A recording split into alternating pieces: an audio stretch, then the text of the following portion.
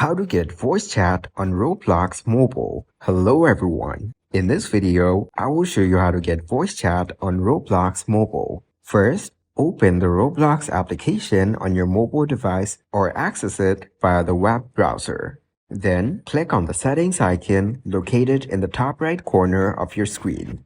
Select Account Info from the drop-down menu. Then, what you need to do is scroll down to the Privacy section. Under Communication Settings, you need to select Custom. Enable voice chat by scrolling down and turning on the toggle switch. Don't forget to reload the page to save these settings. Now, you're all set. Start using voice chat on Roblox mobile.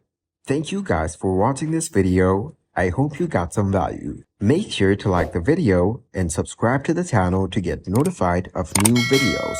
See you in the next one.